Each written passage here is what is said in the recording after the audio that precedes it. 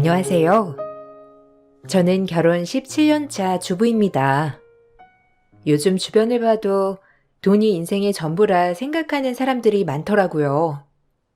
그러다 보니 다른 것보다 돈을 벌기 위해서는 수단과 방법을 가리지 않는 사람들도 정말 많아졌죠. 사회적으로 이렇게 변하는 게 자연스럽다고 생각하면서 씁쓸함이란 어쩔 수 없는 것 같네요. 이번에 저희 집에 있었던 일 때문에도 참 고민이 많은데요. 제 사연 한번 들어주시겠어요? 저에게는 동서가 한 명 있어요.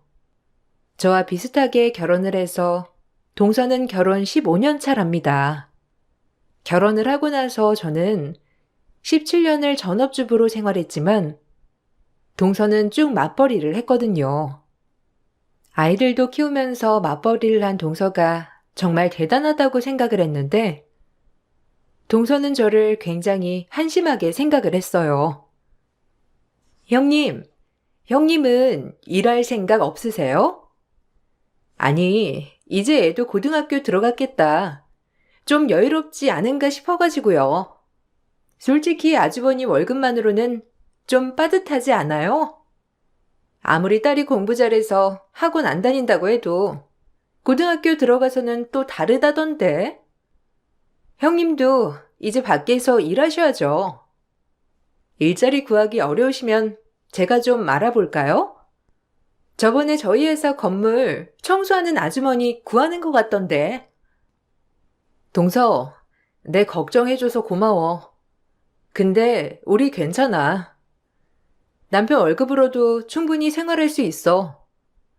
안 그래도 동서 볼 때마다 진짜 대단하다 생각했는데 정말 대단한 것 같아. 애들도 보면서 일하는 거잖아. 어떻게 그렇게 부지런하게 사나 몰라? 나는 집안일 하는 것만으로도 바쁜데. 동서 진짜 대단하다고 생각해. 형님도 좀 밖에 나가서 일도 하고 그러세요. 아무리 아주버님 버는 돈으로 생활이 가능하다곤 하지만 그까지 월급으로 뭐 얼마나 많이 할 수 있겠어요? 형님도 밖에서 벌어야 되겠더만. 저번에 남편한테 물어보니까 아주버님 월급 500도 안 된다면서요? 아니, 그걸로 어떻게 생활을 해요? 형님 진짜 빠듯하게 살고 계시겠네. 아니야. 생각보다 빠듯하지는 않고, 그래도 남편 월급으로만 사는 건 아니니까 괜찮아. 남편도 굳이 밖에서 일하라고 하지도 않고, 나도 전에는 일하는 게 낫지 않나 싶었는데, 남편은 그러지 말고 하고 싶은 거 하라고 하더라고. 그래도 우리 딸 한 명이라서 그냥저냥 살 수 있는 거지 뭐. 어쨌든 동서 진짜 대단하다. 형님, 지금이야 형님 딸 있어서 그냥 살고 있다지만 나중에 나이 더 들어서 능력 없다고 아주버님이랑 헤어지면 어쩌려고 그래요? 솔직히 저는 집에서 집안일만 하는 사람들 보면 좀 그렇더라고요. 밖에서 뻔히 일할 수 있으면서 집에만 있는 거잖아요. 그러면서 월급은 적으니 아등바등. 난 그렇게는 못 살겠던데. 동서는 전업주부를 하는 저를 너무나 한심하게 생각을 했어요.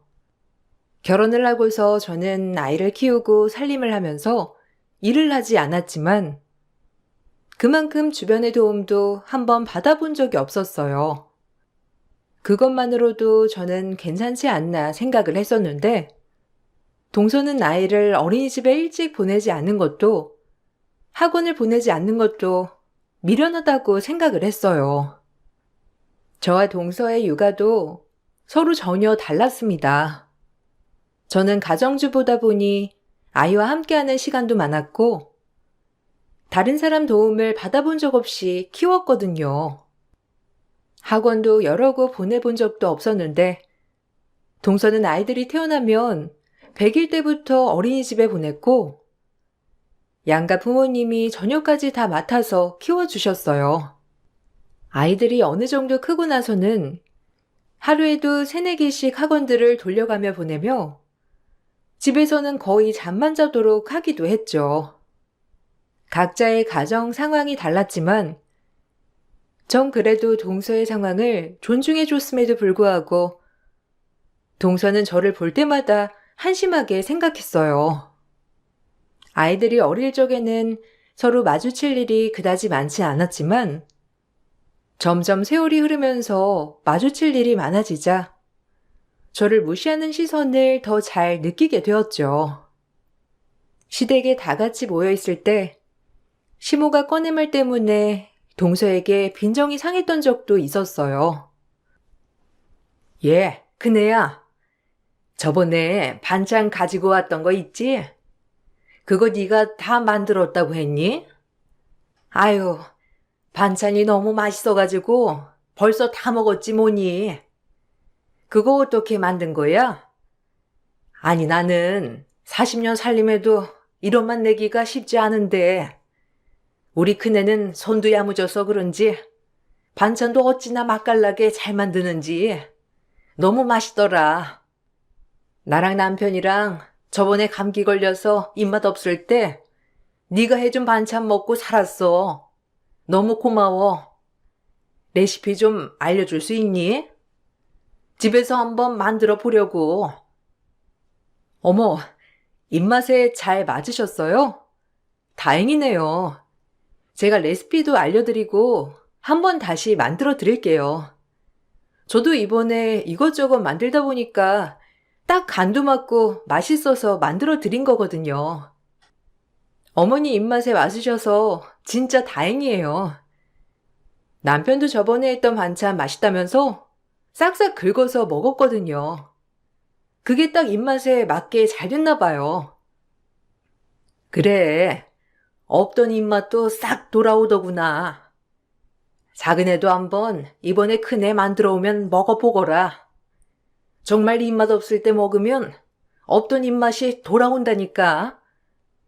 안 그래도 둘째가 요새 입맛이 통 없다고 해서 내가 걱정했는데 형님이 만들어준 반찬 먹으면 좀 나아지지 않을까?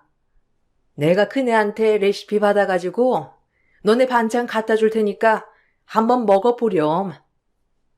어머, 형님은 진짜 좋겠어요. 저는 일하느라 정신없어서 반찬 하나 만드는 것도 힘든데. 형님은 집에서 그렇게 놀고 있으니까 시간이 많아서 그런가? 반찬도 이거 넣을까 저거 넣을까 연구도 할 수 있고 얼마나 좋아요. 저도 그렇게 전업주부 했으면 음식 솜씨 진짜 날로 늘었을 텐데 너무 아쉽네. 아마 저도 전업주부 했으면 식당 차릴 만큼 음식 솜씨 늘어날걸요? 어머님, 저는 반찬 안 해주셔도 돼요. 제가 그냥 해서 먹을게요. 아휴, 일하는 사람 어디 서러워가지고 살겠나. 음식 잘하는 걸로 이렇게 눈치 봐야 하네. 아휴. 아휴, 둘째가 내가 하는 말에 마음이 상했구나. 그런 뜻으로 했던 건 아닌데 말이야.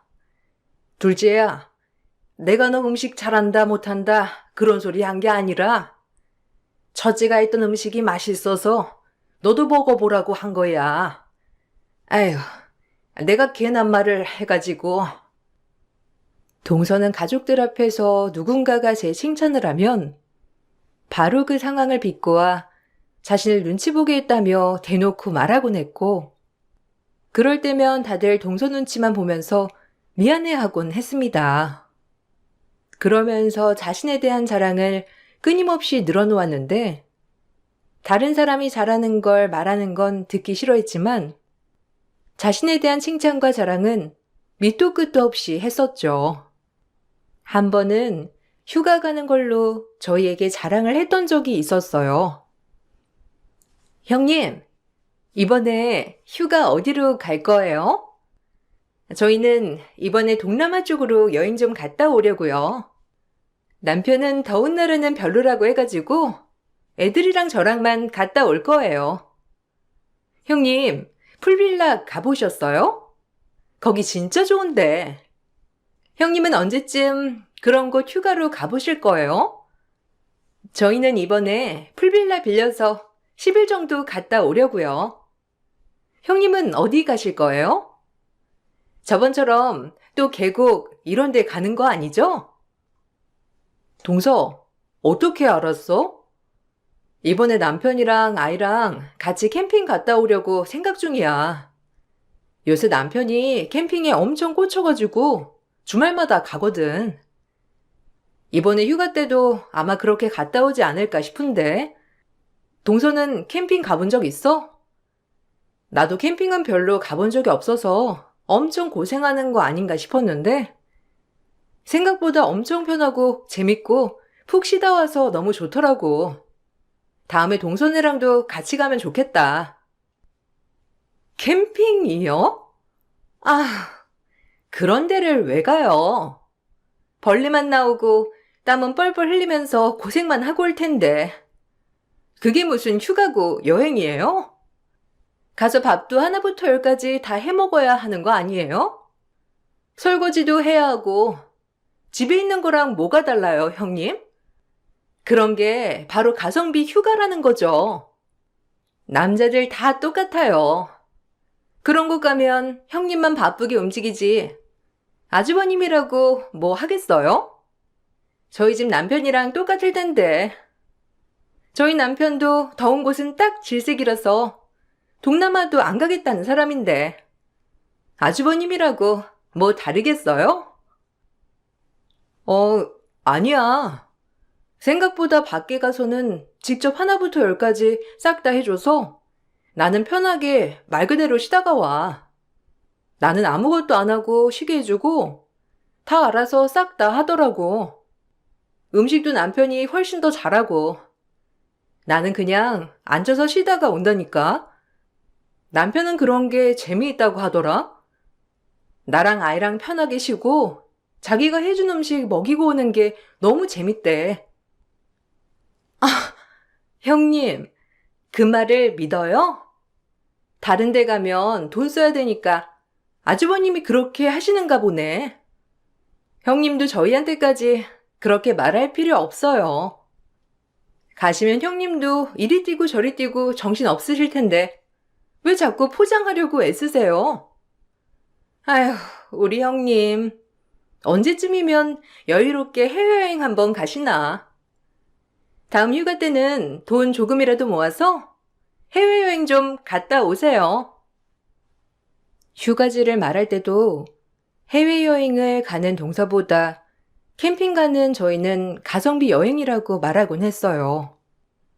저희도 해외여행을 안 가는 건 아니었지만 해외여행을 가더라도 저희가 가는 지역은 무조건 싸게 가성비로 가는 지역이라 말하곤 했었죠.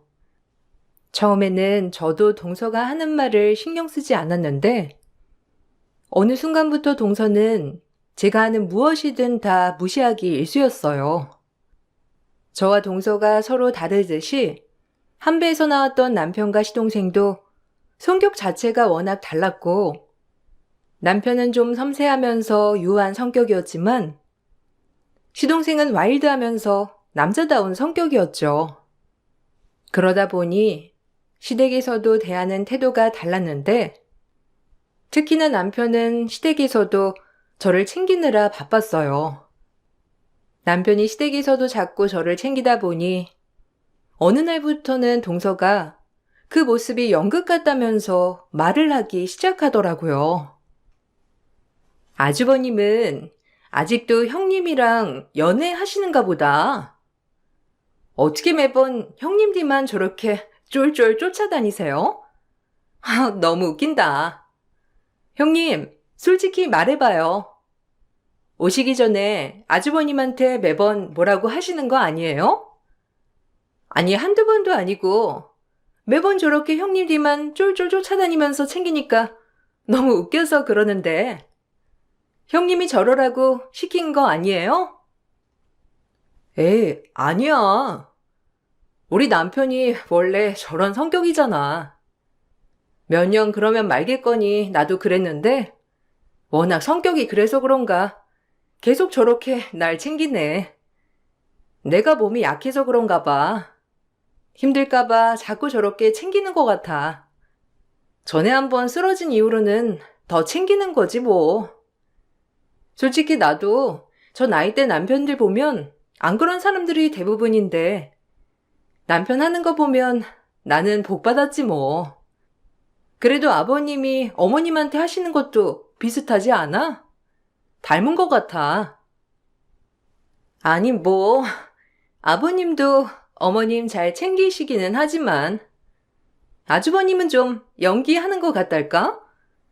다른 사람들 앞에서 우리 이렇게 잘 살고 다정하다 보여주는 것처럼 연기하는 것 같아서 그렇죠.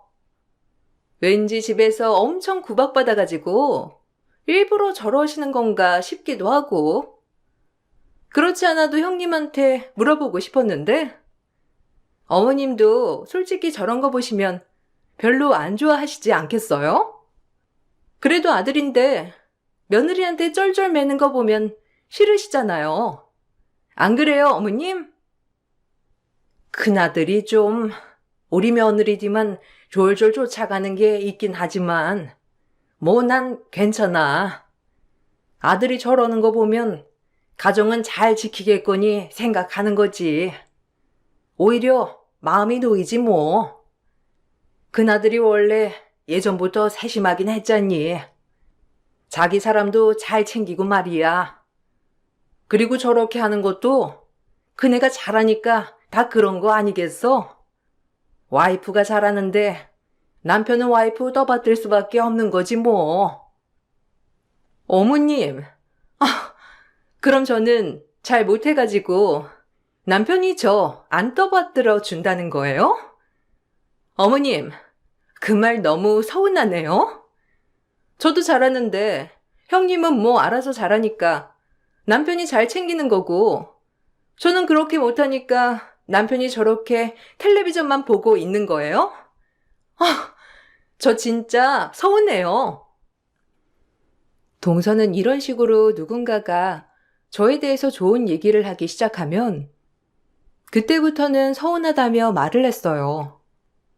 그럴 때마다 황당했지만 다들 부러워서 그렇게 말을 하는 것 같다고 하길래 그럴 수도 있겠다는 생각을 하고 넘어가기도 했죠. 시댁에 무슨 일이 있어 동서가 한 소리를 들을 때면 저는 관련이 없는 일이라도 동서는 저를 걸고 넘어지기도 했어요. 당황스러운 일이었지만 동서가 왜 그러는지 이해가 되지 않으니 뭐라 할 수도 없었는데 어느 날은 동서네 아이들이 너무 말을 듣지 않아 훈육이 필요할 것 같다며 얘기가 나온 적이 있었어요. 저희 집은 딸아이 한 명이었지만 동서네는 아들 둘에 딸 둘, 이렇게 자녀가 넷이었거든요. 그러다 보니 아이들이 사춘기가 되면서 동서네는 조용할 날이 없었는데 시댁에 와서도 동서네 아이들은 수저 하나를 놓아본 적도 없었고 밥 먹을 때도 핸드폰을 다 들고 와서 밥을 먹어 시부모님께서 크게 혼을 내시기도 했어요. 그럼에도 불구하고 동서네는 한 번도 애들을 혼내거나 지적하지 않고 그냥 넘어가니 시댁에서도 걱정이 크셨죠. 우리가 아무리 손주들이 이쁘다곤 하지만 저번에 보니 애들이 너무 버릇이 없는 것 같구나. 아무래도 애들 훈육을 좀 해야 될 것 같아. 요즘 애들이 사춘기도 빨리 온다곤 하지만 아무리 그래도 혼낼 건 혼내야지. 그래야 애들이 배우고 올바르게 크지 않겠니? 둘째네는 애들이랑 좀 얘기를 해봐야 할 것 같다. 가족끼리 다 같이 밥을 먹을 때는 핸드폰도 내려놓고 밥을 먹어야지. 어른들이 있는 앞에서 그렇게 하면 엄마 아빠로서 훈육을 해야 하지 않겠어? 내 말 너무 잔소리로 듣지 말고 너희 위해서 해주는 말이야. 어머님, 괜찮아요. 요즘 애들은 그렇게 혼내면서 키우면 안 돼요. 어머님 자식 키울 때랑 지금이랑은 시대가 너무 다르잖아요. 얘들도 크면서 다 알아서 예의 차리고 배우고 그러는 거죠. 집에서부터 길을 그렇게 꺾어 놓으면 사회 나가서 어떻게 당당하게 사회생활 하겠어요. 애들이 밥 안 먹겠다고 투정 부리는 것도 아니고 그냥 핸드폰만 하는 건데 어머님 너무 예민하신 거 아니에요? 그리고 저희 애들한테만 그렇게 말하시는 것도 너무 하신 것 같아요. 소정이는 첫 손주라서 그렇게 감싸시는 거예요? 동서, 소정이가 무슨 첫 손주라서 감싸는 거야. 애들이 저번에 밥 먹을 때 다들 핸드폰 영상 틀어놓고 보면서 밥 먹길래 말하는 거야. 어린애들도 아니고 다 초등학교, 중학교 애들인데 밥상 앞에서는 그러면 안 되는 거 다 알잖아. 그리고 애들한테 사랑 주고 보듬어 주는 것도 동의하지만 그래도 어느 정도는 훈육을 해야지. 아무리 그래도 밥 먹는데 핸드폰 올려두고 보면서 밥 먹는 건 아닌 것 같아. 어른들도 있는데 말이야. 동서랑 서방님이랑 같이 애들 좀 훈육해야 되겠어. 아휴, 형님은 하나라서 그렇게 훈육도 할 수 있는 거지만 저희는 넷이잖아요. 그러면 어른들이 좀 봐줘야 하는 거 아니에요? 그리고 소정이도 잘못한 것도 있는데 왜 우리 애들은 뭐 하나 잘못하면 바로 이렇게 혼나야 하고 좀 너무하신 거 아니에요? 어머님도 그렇고 저희 집이랑 차별하시는 거 저 더 이상 못 참아요. 우리 애들도 애들이지만 형님 딸도 잘 챙겨야죠. 아무리 누나라도 애들한테 뭐라고 하는 게 어디 있어요? 건방지게. 그러다가 애들이 화나가지고 감정 상하면 어쩌려고요? 형님 딸이나 잘 챙기세요. 동서는 아이들이 버릇없어 훈육을 해야 되겠다는 어른들의 말에도 저희 딸은 혼내지 않으면서 자기 자식들은 혼을 낸다며 차별이라고 말을 했어요. 차별을 한다며 울며 불며 화내는 동서 앞에 대고 애들이 버릇이 없어 그런다고 얘기도 할 수 없고 다들 난감해 했었죠.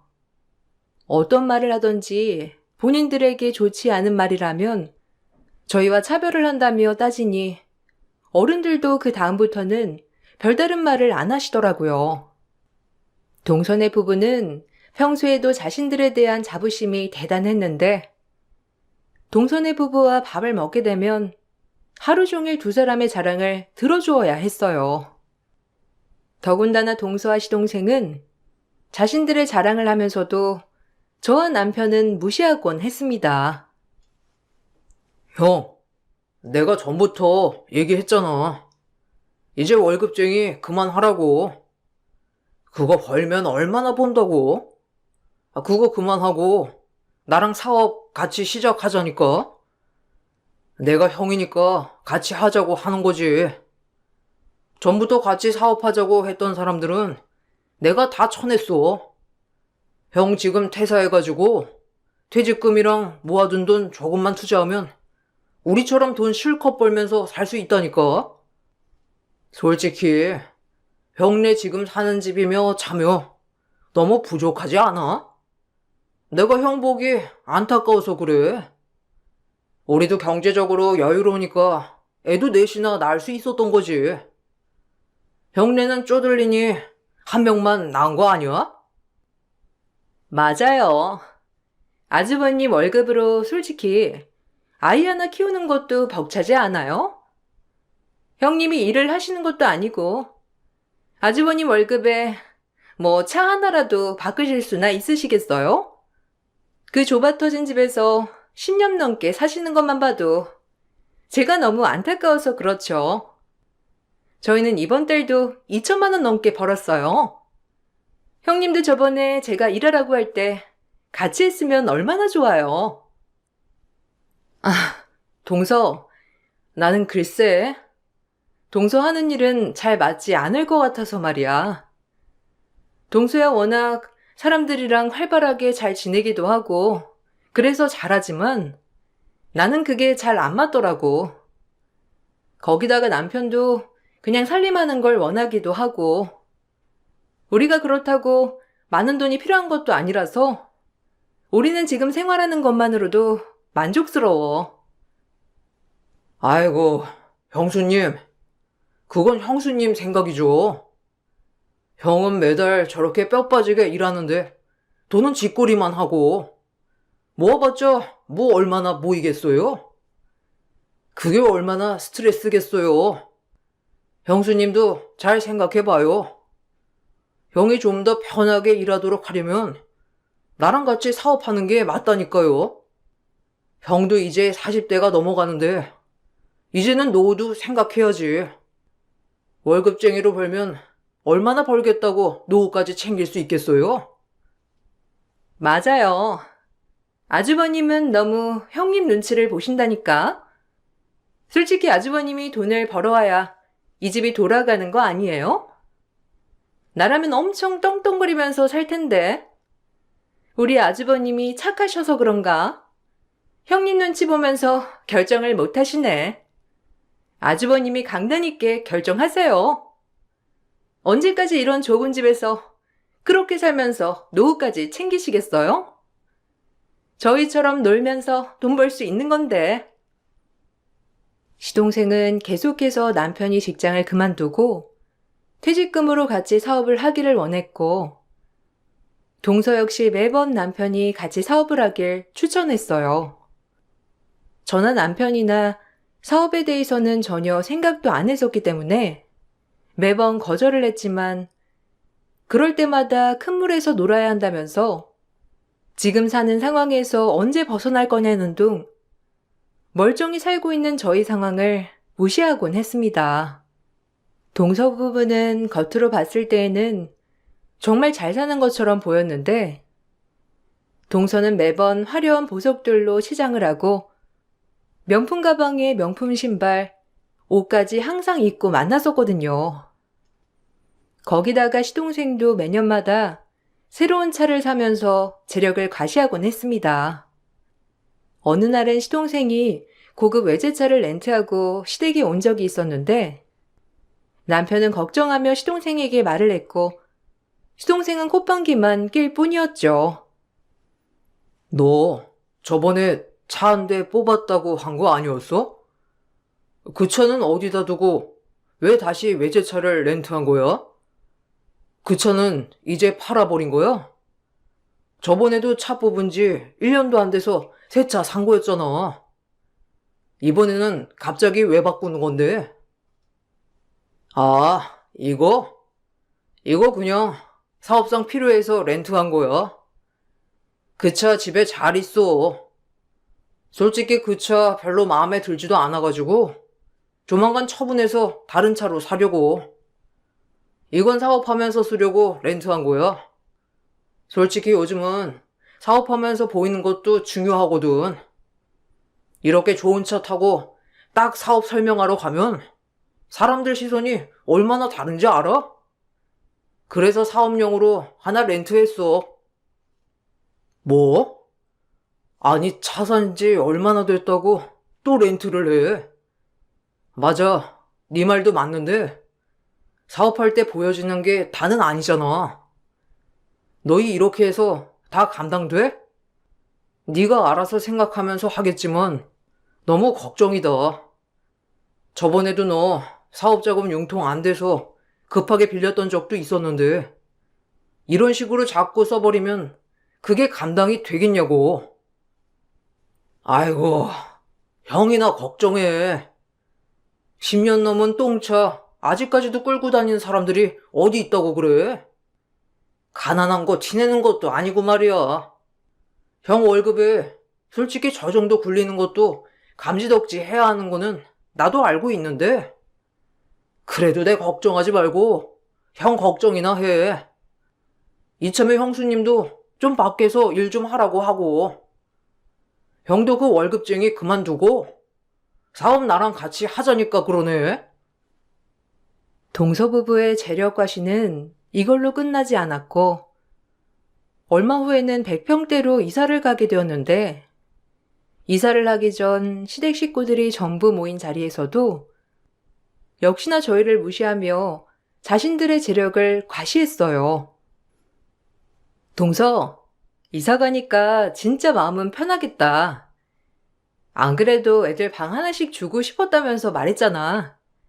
이번에 가는 집은 방도 하나씩 줄 수 있으니까 애들도 엄청 좋아하겠네.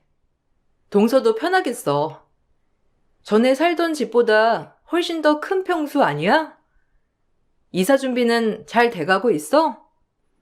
이사짐 싸는 것도 만만치 않던데. 나중에 정리할 거 생각하면 머리 아프겠다.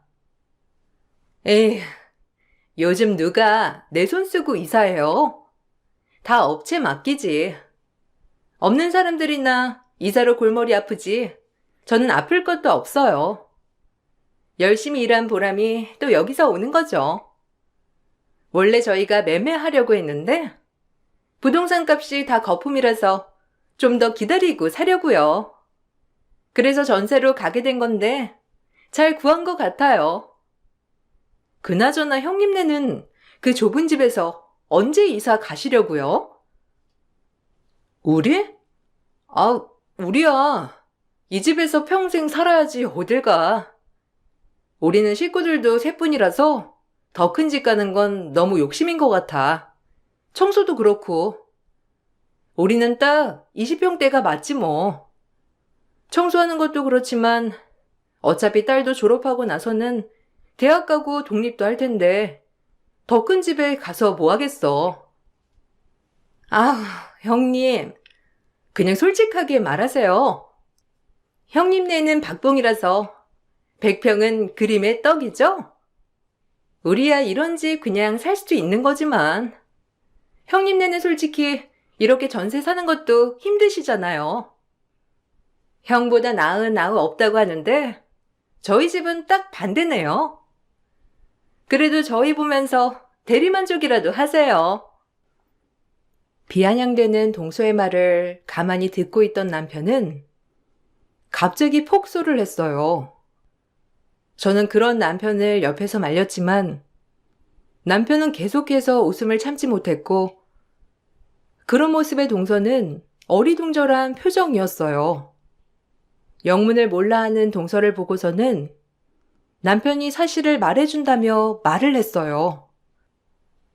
재수씨, 제가 재수씨, 우리 앞에서 하는 말, 그래, 어려서 그럴 수 있지라고 생각하려고 했는데요. 아니, 해도 너무 해서요. 이제는 도저히 못 참겠어서 하는 말인데요. 아직 제대로 모르는 모양인데, 여기 우리 아내 건물이에요. 몰랐어요? 건물주 이름도 제대로 확인 안 하고 들어온 거예요. 안 그래도 여기 들어오기로 했단 말 듣고서는 놀랬는데, 진짜 몰랐나 보네요. 재수씨 우리 와이프 그렇게 능력 없는 사람 아니에요.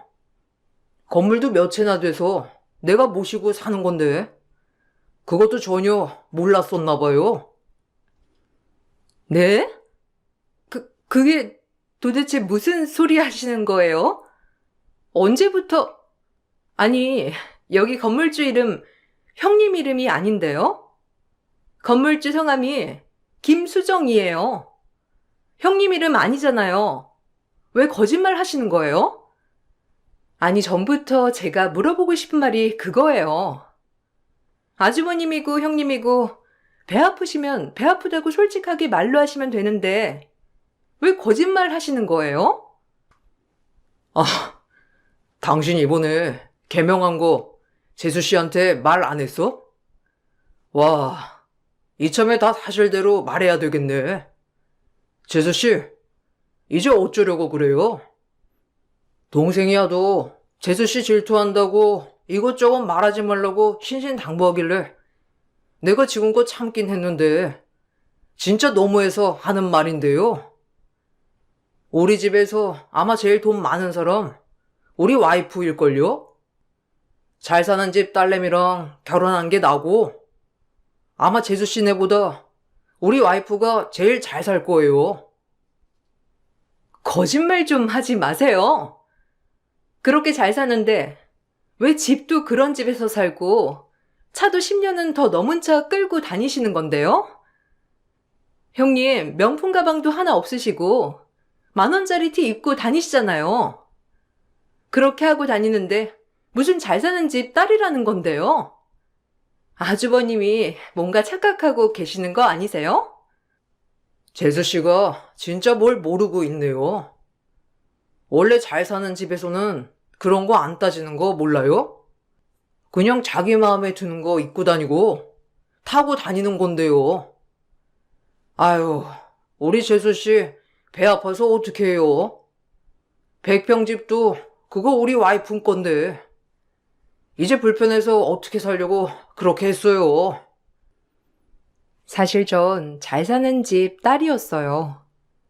그렇지만 부모님께서 자수성가를 하셨던 상황이라 건물도 몇 채 가지고 계셨지만 검소하게 생활하셨고 그걸 티내며 살지 않았어요.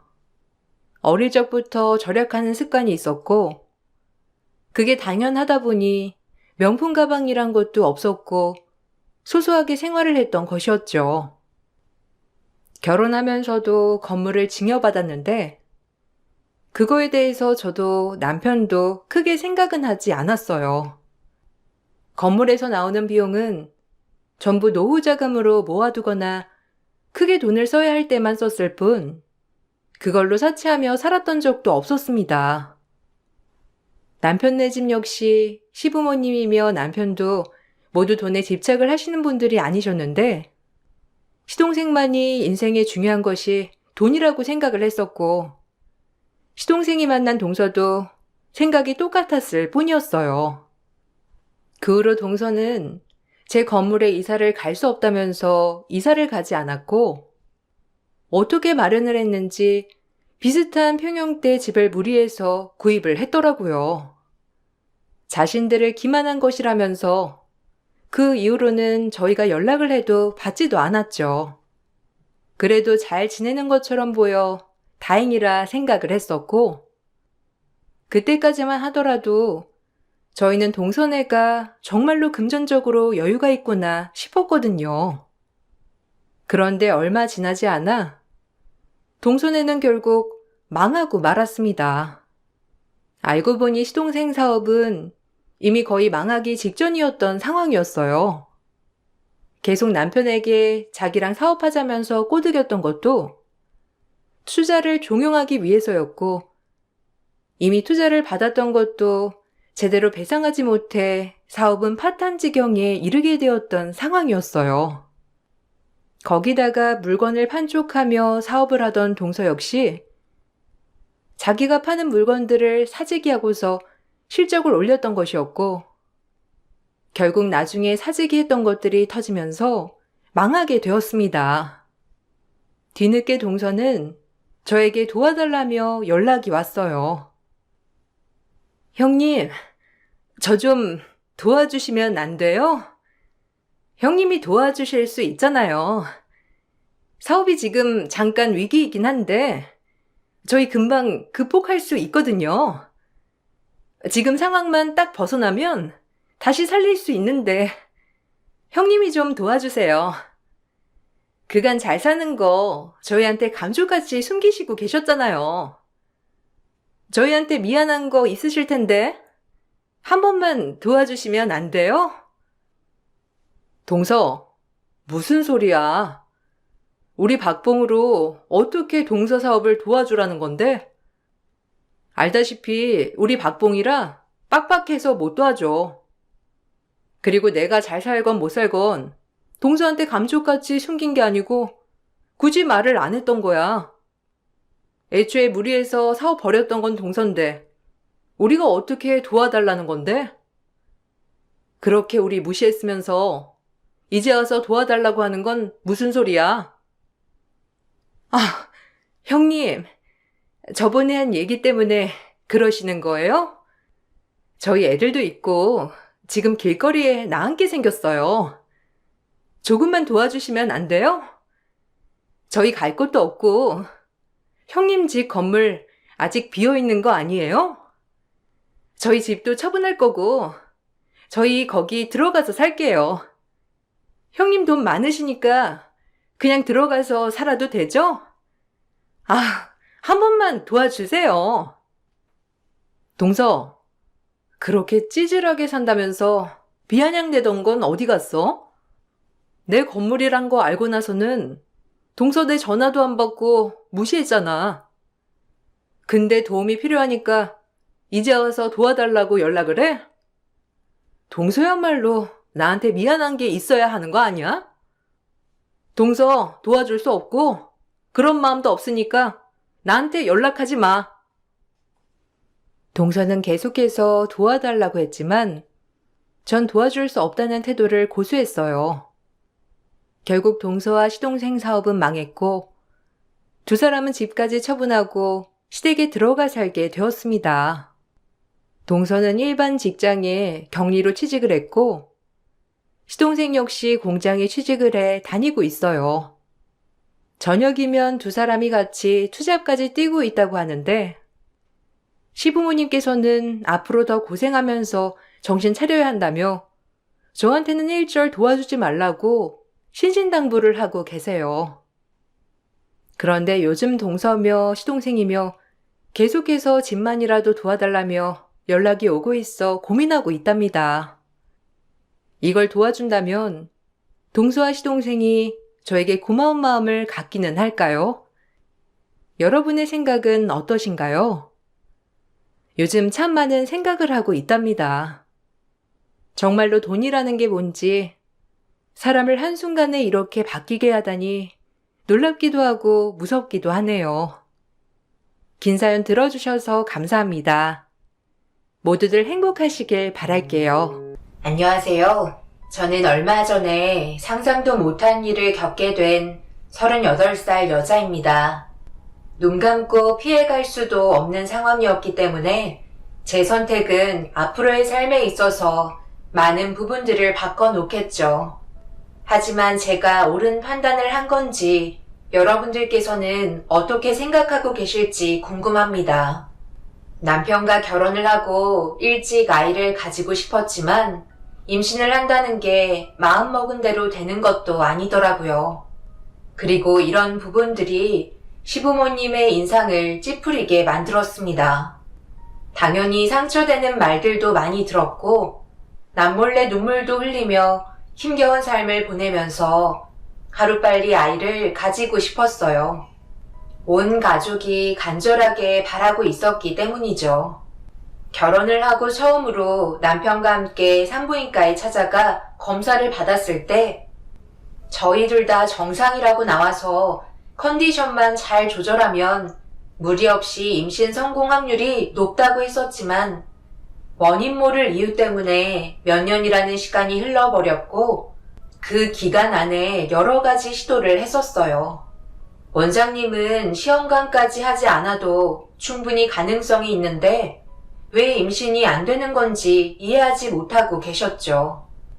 하지만 시간이 흐를수록 양가 부모님도 그렇고 저희 부부도 지쳐가면서 시험관까지 생각을 하기로 결심을 하고 있었을 때 몸에서 처음 느껴보는 반응을 겪게 되었어요. 설마 하는 마음에 산부인과에 찾아가 검사를 받는 순간 오열을 하고 말았습니다. 그토록 원하고 있었던 아이를 가졌다는 임신 결과였어요. 힘들게 찾아온 만큼 최대한 무사히 출산까지 이어지게 하고 싶었습니다. 그리고 이 기쁜 소식을 남편에게 제일 먼저 알리자 기뻐 날뛰며 서둘러 집에 들어가서 최대한 안정을 취하고 있으라며 일찍 퇴근하고 들어오겠다는 말에 서둘러 집으로 들어가 양가 부모님께 임신한 사실을 알렸습니다. 그리고 저희 부모님보다 시모가 오히려 더 기뻐하셨고 그날 당일 연락도 없이 집으로 방문하셨어요. 그리고 양손 가득 많은 것들을 들고 오셨습니다. 어머님, 오신다는 말씀은 하지 않으셔서 아무것도 준비해 놓은 게 없는데 전화 한 통만 미리 해주셨으면 좋았을 텐데요. 네가 임신했다는데 내가 가만히 있을 수 있어야지. 몸 쓰는 일은 최소한 줄이는 게 좋을 것 같아. 일단 내가 급하게 음식 좀 만들어 왔다. 현태가 퇴근하려면 아직 1시간 정도 남지 않았어. 그래서 시간 맞춰 온 거다. 너 저녁 준비하는 것도 계속 서 있어야 해서 몸에 무리가 온다고. 어서 앉아 있거라. 내가 다 할 테니까 부담 가지지 말고 너는 그냥 푹 쉬면 되는 거야. 어머님 그래도 어떻게 제가 누워서 차려주신 밥상에 숟가락만 얹을 수가 있겠어요. 저도 상 차리는 거 도와드릴게요. 아니다. 그렇게까지 하지 않아도 되니까 어서 들어가 누워 있어라. 임신했을 때는 초기가 제일 중요하다고 그러더라. 안정기에만 접어들어도 한시름 놓을 수 있으니까 그때까지만이라도 시미가 옆에서 도와주도록 하마.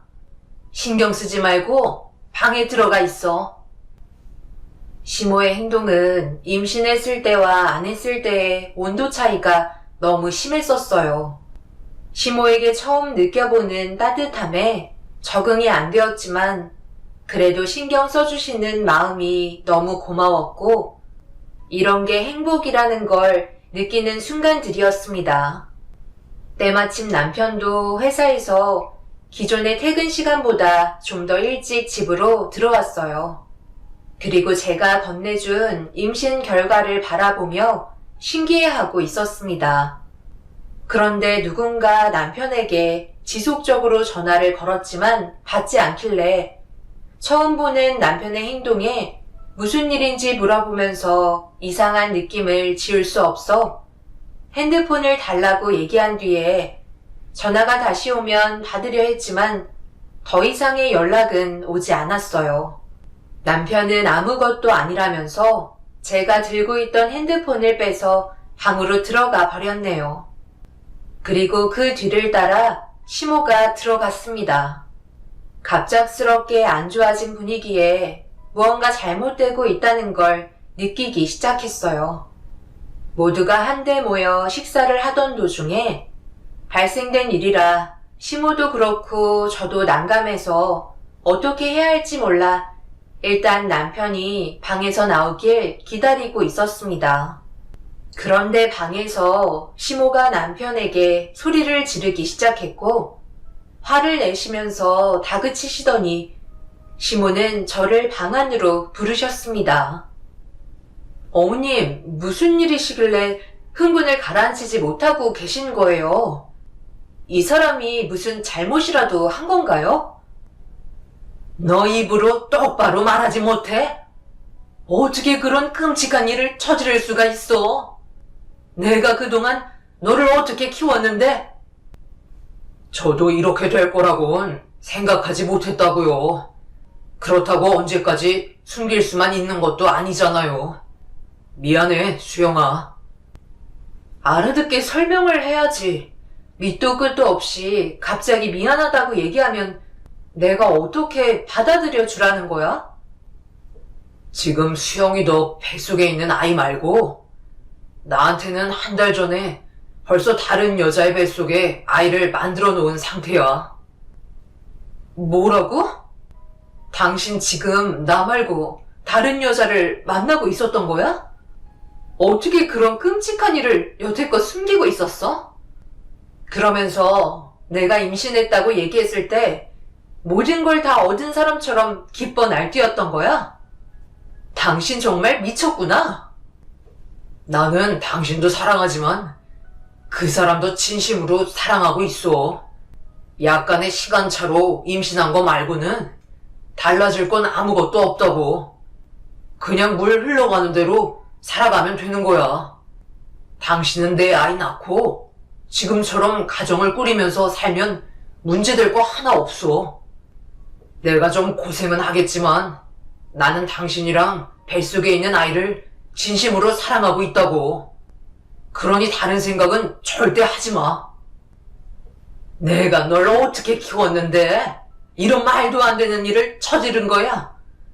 바람 피우는 것보다 다른 여자의 뱃속에 아이를 만든 게 더 큰 잘못인 거 몰라? 어떻게 된 게 너는 조금의 죄책감도 없는 거니? 이럴 거면 결혼은 뭐하러 했어? 언제부터야?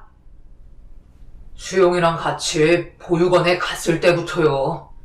그때 처음으로 또 다른 감정을 느끼기 시작했어요. 예전에 수용이가 임신이 하도 안 돼서 힘들어 했었잖아요. 그래서 저희가 입양도 생각하고 있었다는 거 엄마도 알고 계시죠?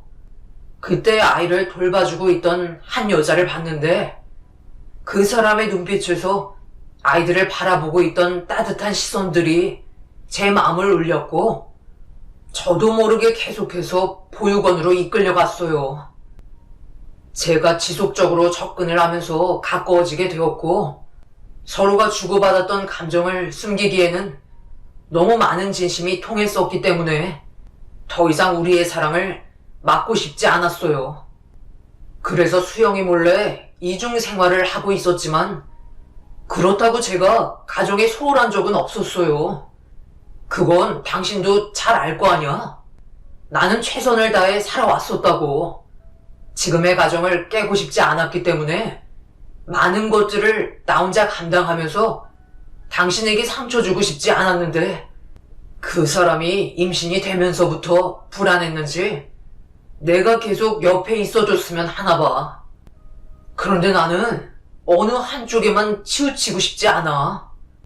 그러니 내 마음 당신이 이해 좀 해줘.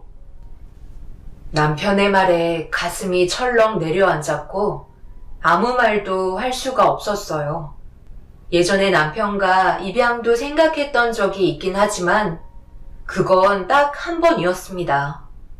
보육원에 방문해서 아이들을 살펴보고 원장님과 대화 몇 번 나눈 것밖에는 없었는데 그 사이에 남편은 제가 모르는 감정을 싹 틔우고 있었던 거였죠. 제 기억 속에는 전혀 없던 여자가 남편 머릿속에는 그녀가 각인이 되어버린 상태였고 지울 수 없는 그녀의 모습이 저 몰래 또다시 보육원으로 발걸음을 움직이게 만든 것 같았어요. 결국 남편의 상식적으로 벗어난 무책임한 행동은 양가 집안을 풍비박산 만들어버렸고 행복은 잠깐이었지만 불행은 끝이 없었네요. 자네가 어떻게 내 딸을 놔두고 다른 여자를 만나 임신까지 시킬 수 있는 거야? 자네 무책임한 행동 하나 때문에 내 딸의 인생은 한순간에 무너져 버렸다고. 이런 사실을 조금이라도 일찍 말했다면 새 삶이라도 살 수 있는 기회라도 있었잖아. 장인어른, 제가 좀 전에도 말씀드렸지만 저는 그 누구도 놓치고 싶지 않아요. 저는 이런 상황을 바람이라고 생각하지 않습니다. 이게 바람이 아니라고? 나한테 한마디 말도 없이 모든 걸 다 숨긴 채 이중생활을 했으면서 이게 바람이 아니야? 떳떳했으면 왜 지금까지 아무 말도 하지 않았는데? 아빠 말처럼 차라리 나한테 미리 털어놓지 그랬어. 그럼 미련 없이 보내줬고 뱃속에 있는 당신과 내 사이에 태어날 이 아이도 불행하지 않았을 거라고. 도대체 나이가 몇 개인데 상식에서 벗어난 생각을 하는 거야? 나는 상식에서 벗어난 행동을 하지 않았다고 생각해. 그래서 최선을 다해 지금까지 당신 옆에서 함께 생활하고 있었잖아. 왜 결혼을 하면 한 가족만 꾸려야 한다고 생각하는 거야?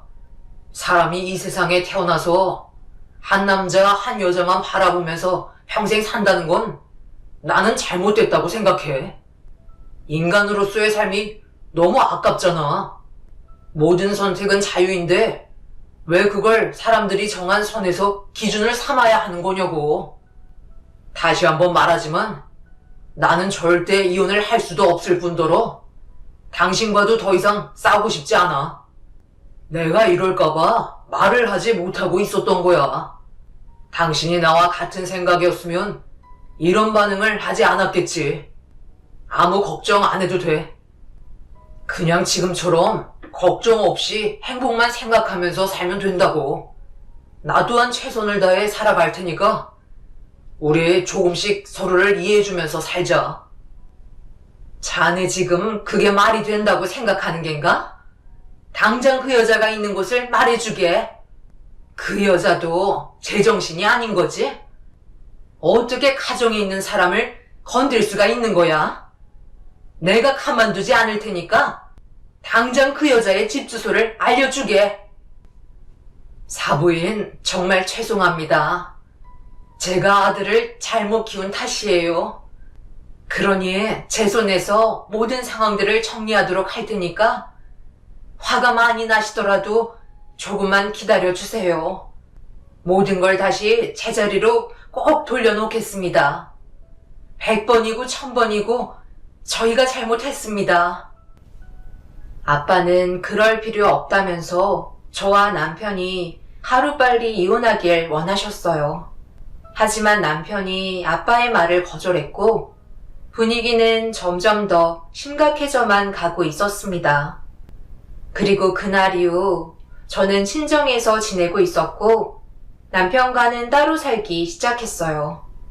그리고 뱃속에 있는 아이는 점점 커가면서 어느덧 몇 달의 시간이 흘러가는 동안 이혼 소송을 위해 저희는 준비를 하고 있었고 시모는 갑자기 닥친 상황들 때문에 정신적으로 많은 고통을 받고 계셨습니다.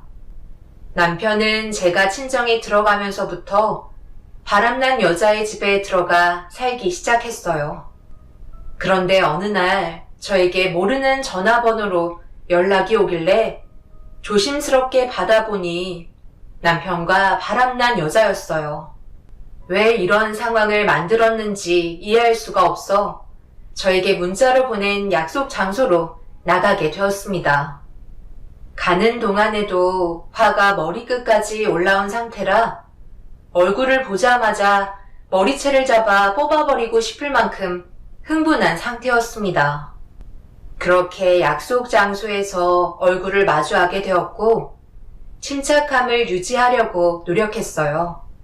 마음 같아서는 뒤집어 엎고 싶었지만 그렇게 하면 제가 그 여자한테 감정적으로 지게 되는 것 같아 애써 아무렇지도 않은 척 그녀를 뚫어지게 바라보고 있었습니다.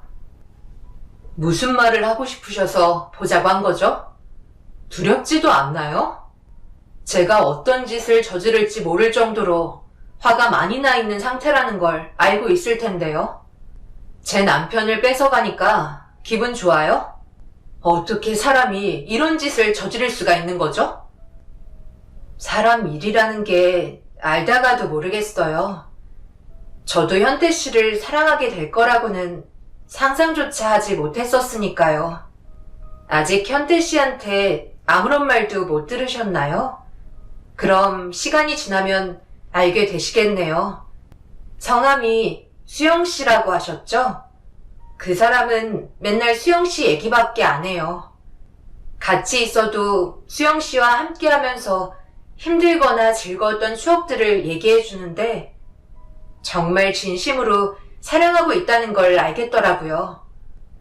상간녀 주제에 수영 씨 앞에서 이런 얘기를 한다는 게 어이가 없으시죠? 제가 하고 싶은 말은 두 분이 오래오래 행복하셨으면 좋겠어요. 솔직히 저도 임신하면서부터 현태 씨가 계속해서 제 옆에 있어주길 원했었어요.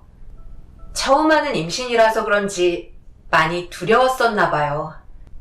그런데 시간이 지날수록 마음의 정리를 할 수 있었어요. 저는 오늘 떠날 거예요. 잘못된 길이라는 걸 알기 때문에 모든 걸 바로잡고 싶어요. 그동안 정말 죄송했어요. 두 번 다시 피해주지 않을 테니 그냥 기억에서 지워주시면 안 될까요?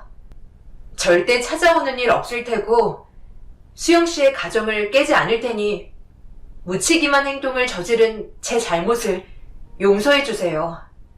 하루하루 사는 동안 너무 괴로웠고 잠 한숨 못 잘 정도로 수영 씨한테 미안했어요.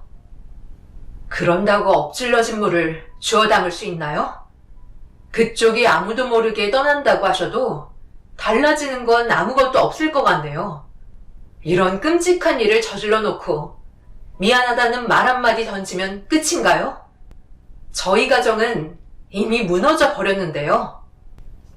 그녀는 막말을 퍼붓고 있는 저에게 아무 말도 하지 않은 채 고개만 떨구고 있었어요. 그리고 그녀의 배가 눈에 띄었고 한 달 차이라고 했는데 생각보다 배가 크게 느껴졌어요. 저도 그렇고 그녀도 한 남자의 아이를 가졌다는 게 너무 어이가 없었습니다. 결국 아무런 성과도 얻지 못한 채 그녀에게 상간녀 소송 준비나 하라며 자리에서 먼저 일어나 집으로 돌아왔습니다. 그녀는 정말 떠나려고 했는지 여행 가방을 가지고 왔더라고요. 지금까지 아무것도 모른 채 속고 있었기 때문에 그녀도 그렇고 남편까지 전부 믿을 수 없었어요. 분명 제가 알지 못하는 또 다른 무언가가 있을 거라 생각했었습니다. 그녀를 만난 이후 제가 더 비참하게 느껴지는 것 같아 하염없이 눈물을 흘렸습니다. 그런데 그날 저녁 남편이 저희 집에 찾아왔더라고요. 우리 집에는 뭐하러 온 거야? 내 딸 얼굴 보여줄 생각 없으니 당장 돌아가게. 사람이 어쩜 이리 뻔뻔한가? 장모님, 제발 부탁입니다. 딱 한 번만 수영이와 대화 좀 할 수 있게 해주세요. 저에게 정말 중요하다고요. 도대체 너는 뭐 하는 놈이야? 왜 이렇게 사람을 힘들게 만드는 건데? 어디까지 밑바닥으로 떨어져야 속이 후련하겠어? 너는 말로만 나를 사랑한다고 하지? 정작 지금은 그 여자한테 마음이 전부 뺏긴 상태잖아. 나도 똑같이 임신한 거 몰라? 나는 아무런 말도 해줄 수 없으니까 당장 돌아가. 당신은 나한테서 아무것도 얻을 수 없으니까 두 번 다시 찾아오지 마. 수영아, 너 민정이 만났구나. 그런 거지? 어디로 간다고 했어? 내가 이렇게 무릎 꿇고 빌 테니까 제발 어디로 갔는지만 알려줘. 네가 시키는 건 뭐든지 다 할게. 나에게는 정말 중요한 문제라고. 민정이가 지금 있는 위치만 알려주면 돼. 정말 둘의 사랑 눈물겹다. 내가 왜 그걸 알려줘야 하는지 모르겠네. 누구 좋으라고 그런 걸 말해야 하는 거지? 나는 당신이 내 눈앞에서 처참하게 무너졌으면 좋겠어. 저번에 나한테 얘기했지? 이 세상은 왜 한 사람만 사랑해야 되는지 이해할 수 없다고. 지금 상황을 봐봐. 당신이 내린 결정이 어떤 결과를 초래했는지 제대로 좀 보라고. 당장 내 눈앞에서 사라져. 남편은 바닥에 얼굴을 묻은 채 용서를 구하면서 그 여자가 어디로 갔는지 알려달라고 애원하고 있었어요. 하지만 저는 알려줄 수 없었습니다. 저도 그 여자가 어디로 갔는지 알지 못했지만 남편에게는 알고 있는 것처럼 행동하고 싶었어요. 그리고 제가 겪은 아픔보다는 적어도 남편의 마음에 상처를 주고 싶었고 눈물을 흘리며 애원하는 남편을 더 이상 보고 싶지 않으셨는지 아빠는 남편의 멱살을 잡으며 밖으로 내쫓으셨네요. 그리고 그날 이후 남편은 두 번 다시 저희 집에 찾아오지 않았고 제 배는 어느새 만삭이 되어버리고 말았네요. 중간에 시모에게 한번 연락이 왔었어요. 어떻게 지내고 있는지, 몸 상태는 어떤지 물어보며 미안하다는 말만 반복하셨고 저는 많은 아픔을 가슴에 묻어둔 채 출산에만 집중하게 되었네요. 그리고 건강한 아이를 제 품으로 안을 수 있었습니다. 잘생긴 아들이었고 우렁찬 울음소리가 저를 안심시켜 주었어요. 제가 그토록 간절히 바라던 아이였는데 정작 남편은 제 옆을 지켜주지 않았고 멀리 떠나가 버린 그녀를 찾는 데만 정신이 팔려 있었습니다. 그렇게 부모님의 도움을 받으며 산후조리실에서 몸조리를 하고 있던 어느 날 출산 소식을 들었는지 시모가 산후조리실의 문을 열며 조심스럽게 들어왔어요. 그런데 제 눈에 무언가 눈에 띄었고 가슴이 뛰기 시작했습니다. 아들 낳았다며? 정말 고생 많았다. 혼자서 많이 힘들었지? 지금 상황 정리가 아직 안 돼서 현태는 오지 못했는데 내가 아무리 생각해봐도 어떻게 할 수 있는 방법이 없어서 일단 수영이 너한테 찾아올 수밖에 없었다. 어떤 마음인지는 나도 충분히 이해한다만 그래도 일단 애부터 살려야 되지 않겠니? 그래서 잠시만이라도 도움을 받아야 될 것 같아 염치 없지만 어쩔 수 없이 찾아왔으니 이왕에 키우는 김에 이 아이도 좀 같이 보살펴줬으면 좋겠구나. 이런 부탁해서 정말 미안하다. 어머님, 갑자기 찾아오셔서 다짜고짜 알지도 못하는 아이를 저에게 주시면 어쩌자는 거예요. 이 아이가 누구 아이인지는 알아야죠. 그 아이, 현태랑 만나던 여자의 아이다. 그런데 얼마 전에 세상을 떠나고 말았어. 그 여자가 글쎄 위암 말기였대. 그런데 그 사실을 최근에까지 숨기고 있었지 뭐야. 다행히도 아이한테는 암이 전이가 되지는 않았는데 그 여자의 상태가 심각해져서 어쩔 수 없이 출산날이 오지도 않았는데 아이를 꺼낼 수밖에 없었다. 결국 그 여자는 아이를 품에 한번 안아보지 못하고 세상을 떠나고 말았어. 회복할 수 있는 기력이 남아있지 않았던 것 같더구나. 그런데 자기 엄마가 세상을 떠난 걸 아는지 분유를 먹여도 계속 울음을 멈추지 않길래 생각난 게 이 방법밖에는 없는 것 같아 일단 무작정 데려오긴 했는데 지금은 지쳐 잠이 든 것 같구나. 이런 부탁하는 거 상상도 못할 일이지만 세상 밖으로 나온 아이가 무슨 죄겠니? 정말 미안하다. 시모는 눈물을 보이시면서 과거의 일이 어떻든 일단 아이부터 살리자며 저에게 아이를 떠밀듯 건네주셨고 제품 속으로 들어온 아이는 엄마가 그리웠는지 칭얼거리며 저부터 찾기 시작했어요. 너무 갑작스럽게 일어난 일이라 어쩔 수 없이 젖을 물렸고 아이는 금세 울음을 멈추면서 그동안 배가 많이 고팠는지 허겁지겁 모유를 먹기 시작했습니다. 당황스러운 상황에 멍하니 아이를 바라만 보고 있었고 시모도 그 모습을 조용히 지켜만 보고 있었어요. 그렇게 저희는 한 공간에서 침묵을 지키며 급하게 제 모유를 먹는 아이만 바라보고 있었습니다. 그리고 시모는 그동안 있었던 일에 대해 천천히 설명해 주기 시작하셨어요. 남편과 그 여자의 만남은 분명 잘못된 거였고 시작도 하면 안 되는 천벌받을 행동이었지만 그녀가 위암 말기라는 사실을 남편에게 털어놓았을 때 이미 몸속에서는 임신이 되어 있는 상태였고 그때부터 남편은 그녀에게 온갖 관심과 사랑을 쏟기 시작하면서 이런 사실을 저에게 숨기고 있었던 거였어요.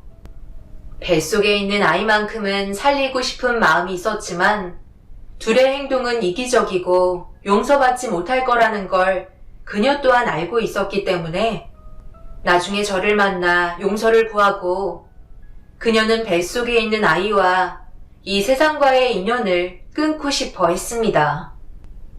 그리고 이 사실을 뒤늦게 알게 된 남편이 저희 집에 찾아와 그녀가 살고 있는 곳을 알려달라고 애원했던 거였죠.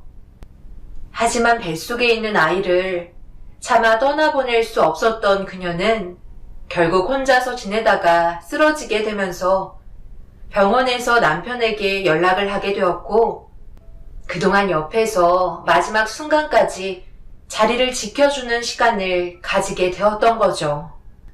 그리고 제품으로 아이가 들어왔을 때 남편은 그녀의 장례를 치르고 있었네요. 이런 사실들을 시모에게 듣게 되었지만 그들을 용서해주고 싶지 않았어요. 어찌됐던 둘은 잘못된 행동을 저지른 거였으니까요. 남편과 그녀와의 얘기를 시모를 통해 듣고 있는 제 자신은 더욱더 비참하게만 느껴지는 것 같아 마음이 너무 안 좋아 괴로워하고 있는데 때마침 저희 부모님께서 문을 열며 들어오셨습니다. 그리고 제 품에 다른 아이가 안긴 모습을 보며 시모에게 난리를 치셨고 시모는 모든 상황을 부모님께 설명을 했지만 받아들일 수 없다며 모유를 먹고 있는 세상 떠난 그녀의 아이를 제 품에서 뺐더니 시모에게 건네주셨어요. 저와 분리가 된 아이는 산후조리실이 떠나갈 정도로 자지러지게 울길래 저는 부모님께 아이가 무슨 죄가 있냐며 다시 돌려달라고 손을 벌렸습니다. 제가 배 아파 낳은 자식도 불행하고 이 아이도 똑같이 불행하다며 해결 방법은 나중에 생각하자면서 일단 아이를 돌려받게 되었네요. 엄마는 그 자리에 털썩 주저앉아 제가 이런 짐까지 왜 짊어지냐고 오열을 하셨고 아빠는 남편에게 전화를 하셨어요. 그리고 수화기에서 들려오는 남편의 목소리에서 죄송하다는 말만 들렸습니다. 자신이 무엇을 잘못했는지 충분히 알고 있던 건지 모르겠지만 분명 후회하고 있을 거라 생각했었어요.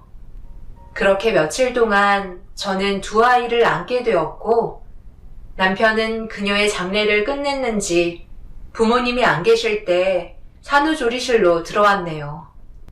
그리고 제 앞에서 무릎을 꿇으며 눈물을 보였고 용서해달라는 말과 함께 다시 시작하고 싶다는 말을 꺼냈습니다. 이런 상상도 못할 일이 벌어진 상태에서 제가 어떻게 해야 할지 몰라 아무 말도 하지 않았어요. 남편을 용서하고 싶지 않았지만 눈앞에 밟히는 제 아이를 보니 너무 불쌍했습니다. 그리고 남편에게 또 하나 듣게 된 사실은 그녀는 고아원에서 자라 성인이 되어서도 그곳을 벗어나지 못하고 아이들을 돌봐주고 있던 여자라며 그녀에게는 가족이 없다는 걸 알게 되었네요. 어찌됐든 전 아직까지 남편을 용서할 수는 없지만 일단 아이는 제 품에서 자라고 있는 상태입니다.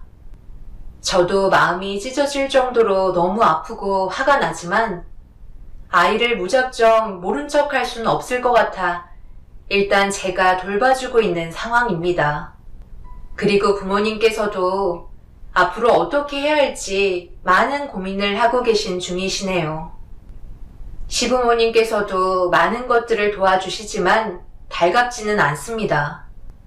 남편의 얼굴만 보면 그 여자가 머릿속에서 계속해서 떠올라 저를 괴롭게 만드는 건 시간이 지나도 변함없을 것 같네요. 여러분들께서는 제가 내린 결정이 분명 옳지 않다고 생각하시는 분들도 계실 테지만 다른 거 보지 않고 아이만 보고 생각한다면 어떤 식으로 방향을 잡으면 좋을지 의견을 주시면 좋겠어요. 제가 미련한 건가요? 인생 경험이 많으신 분들의 현명한 답변을 듣고 싶습니다. 제 사연을 들어주신 분들, 오늘도 정말 고생 많으셨어요. 가족들과 행복한 시간 보내시길 바랍니다. 감사합니다. 안녕하세요. 저는 30대 중반에 결혼을 앞두고 있다가 예비 시댁의 잘못된 행동들 때문에 파혼을 하게 된 여자입니다.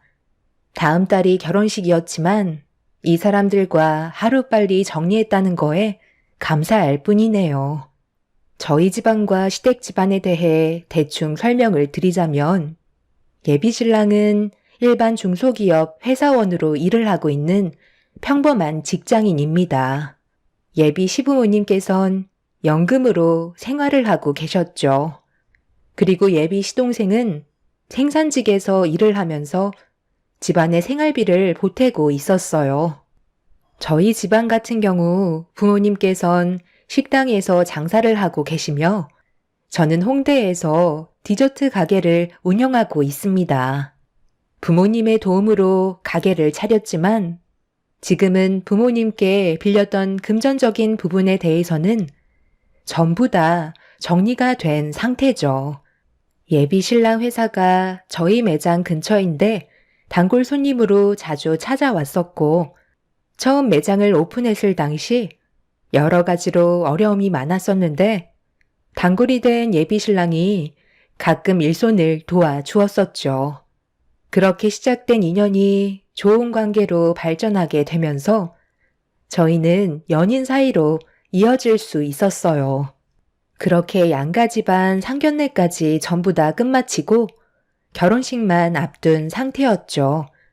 그런데 결혼식장에 아직 발도 들이지 않았는데 시댁 식구들은 도를 넘은 행동들을 반복적으로 보이고 있었습니다. 처음엔 그러려니 했지만 무슨 생각으로 이런 행동을 보이는지 이해를 할 수 없었죠. 아무리 시댁 집안의 식구가 된다 해도 적당히 하면 이해하겠지만 다들 하나같이 저희 디저트 매장을 망하게 하려는 것 같아 보였어요. 처음 시작은 예비 시모가 저희 매장에 처음으로 구경 오셨을 때 커피와 디저트를 시키시고 자리에 앉으셨어요. 그때가 점심시간이라 정신이 없어서 잘 챙겨드리지 못한 죄송한 마음 때문에 디저트 값을 받지 않으려 했었는데 돈거래는 확실하게 해야 된다면서 결제를 하고 돌아가셨어요. 그때만 해도 정말 괜찮은 분이신 줄 알았습니다. 하지만 그건 약간의 밑밥 깔기 용이라는 걸 뒤늦게서야 알게 되었던 거죠. 예비 시모가 다녀가신 이후 며칠이 지나고 그날도 별일 없이 점심시간 때 몰려오시는 손님들께 한 차례 정신없이 디저트 판매를 한 뒤 한숨 쉬고 있었는데 시모가 매장 문을 열고 고개를 내미셨어요. 저기 들어가도 되나? 일부러 한가한 시간 맞춰서 온 건데 자리가 꽤 많이 필요하거든. 괜찮다면 여기서 모임을 좀 가지고 싶은데 자리가 여유 있을까? 아, 어머님 오셨어요? 지금은 점심시간이 지나서 손님들이 한 차례 빠진 상태라 여유가 있어서 괜찮아요. 2층에는 자리가 많이 비어 있으니 올라가시면 될 것 같아요. 나는 이런 거 잘 모르니까 무난한 맛으로 몇 개 올려주면 괜찮을 것 같은데 과일 주스도 여러 가지 종류로 좀 부탁하고 알아서 챙겨줄 수 있는 거지? 네, 그럼요. 저희 매장에서 제일 판매가 많은 것들로 올려드릴 테니 걱정하지 마시고 올라가 계세요. 몇 분이신지만 알면 될 것 같은데요. 예비 시모가 매장 문을 활짝 여시면서 지인분들께 서둘러 들어오라며 손짓을 하셨어요. 그런데 생각보다 상당히 많은 분들께서 들어오셨고 20명 정도 2층으로 올라가셨습니다.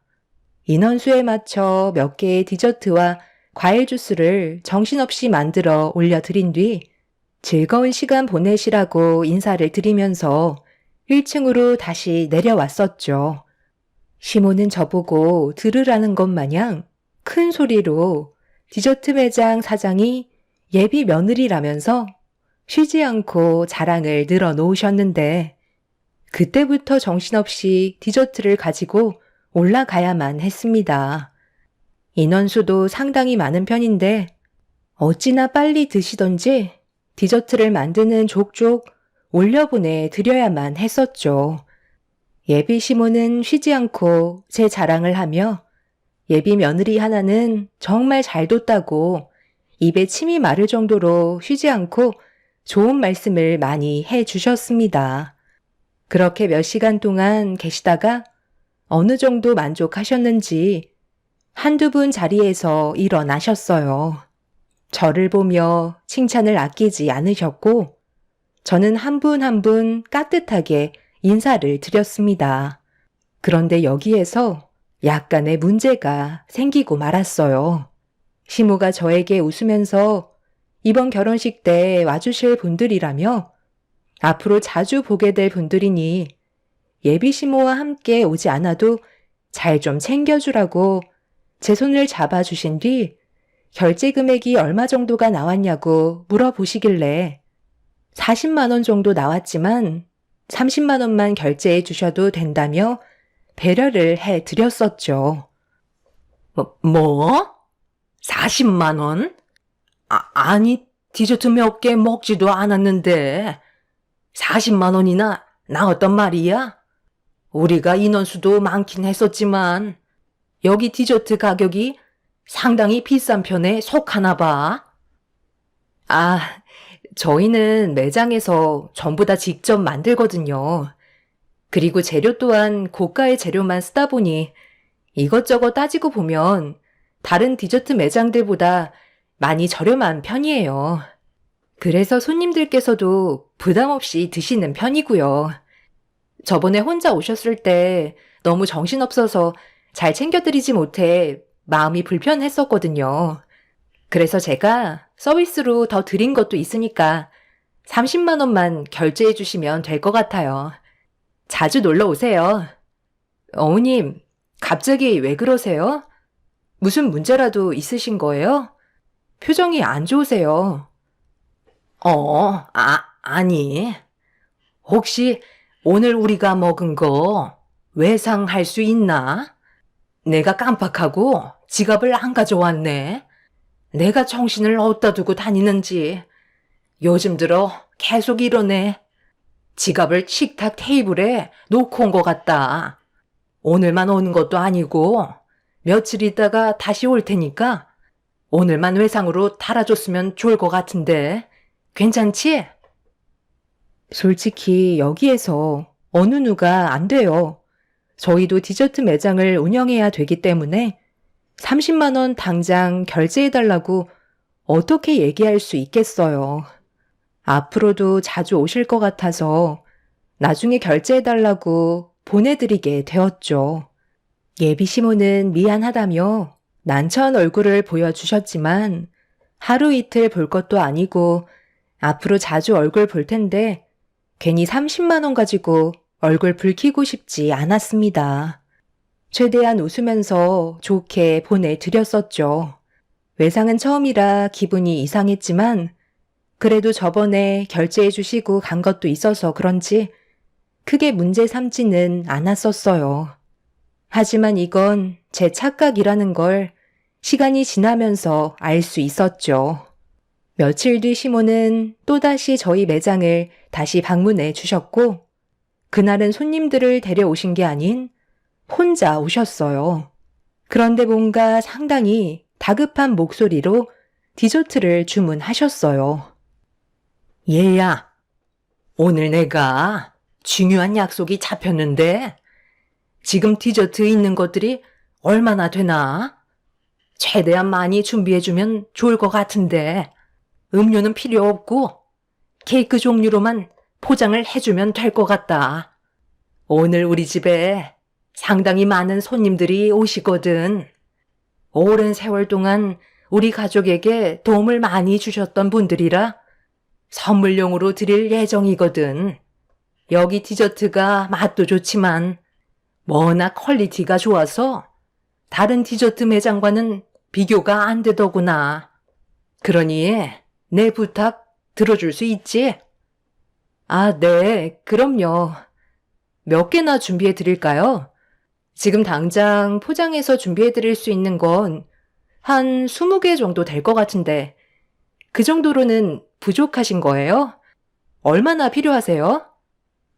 시모는 20개 정도면 충분할 것 같다면서 서둘러 준비해 주길 원하시길래 직원들과 함께 정신없이 선물 포장을 하기 시작했어요.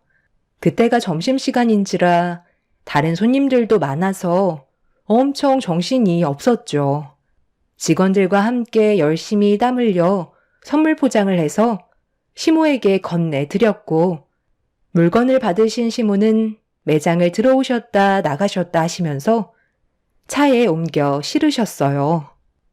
저는 결제 준비를 하려고 전날 것과 당일 주문건까지 총 60만 원을 결제해주면 될 것 같다고 말씀드리려 하는데 시모가 매장 문 앞에 서서 너무 급한 관계로 조금 있다가 한꺼번에 결제하겠다며 외상을 달아나 달라는 말 한마디 하시곤 금세 사라지셨어요. 저는 당황스러워 차를 타고 떠나는 시모를 멍하니 바라볼 수밖에 없었어요. 결제하시는 거 시간이 오래 걸리는 것도 아니고 몇 초면 끝나는 건데 물건 받으실 시간은 있으시고 결제해 줄 시간은 없으시다는 거에 기분이 팍 상했었죠. 꼭 일부러 결제를 안 해주려고 하시는 것처럼 보였어요. 처음에는 결제를 해주셨기 때문에 믿고 기다리고 있었는데 계속해서 결제만 하시려면 도망을 치시려는 것 같아 어떻게 대처해야 할지 몰라 난감했었습니다. 결국 제 불만은 장기 출장을 떠난 예비 신랑에게 털어놓을 수밖에 없었어요. 하루의 업무가 마무리가 되었는지 저에게 전화해선 오늘 하루 별일 없었냐는 말에 그날 있었던 일에 대해 털어놓았죠. 내가 하는 말 기분 나쁘게 생각하지 말고 들어봐. 어머니께서 며칠 전에 지인분들 데려오셔서 디저트 값이 꽤 나왔었거든? 그런데 지갑을 깜빡했다고 하시길래 다음에 오셨을 때 결제하셔도 된다고 했었어. 그렇게 좋게 끝냈었는데 오늘 집에 상당히 많은 손님들께서 오신다고 했었나 봐. 그래서 디저트를 주문하시길래 급하다는 말에 정신없이 포장해서 며칠 전에 결제 못하신 것까지 해서 한꺼번에 계산을 하려고 했는데 급하게 가셔야 된다고 결제를 나중에 하시겠다는 거야. 시간이 얼마 걸리는 것도 아닌데 매장에 들어오시지도 않고 문 앞에서 한마디 툭 던지신 뒤 그냥 가셨다니까? 벌써 외상값이 60만 원이나 밀려 있다고. 디저트 값이 적은 금액도 아니고 우리도 돈이 들어와야 문제없이 디저트를 원활하게 만들 수 있는데 어머니께서 계속 이런 식으로 행동하시면 내 기분이 어떨 것 같아? 지방 출장 가서 힘들게 일하고 있다는 거 내가 모르는 거 아니라서 최대한 내 선에 해결하려 했는데 이 문제에 대해 어떻게 생각하는지 좀 들어봐야 할 것 같아서. 미안해. 우리 엄마가 워낙 깜빡하는 성격을 가지고 있어서 내가 나중에 결제해 줄 테니까 마음 풀어. 그래도 엄마가 결제해 주겠다고 하셨잖아. 그래도 약속을 안 지키시는 분은 아니라서 며칠 뒤에 다시 매장에 방문하셨을 때 결제해 주실 거야. 좀 그러면 지금 당장 60만 원 계좌로 보내줄까? 아니 뭐.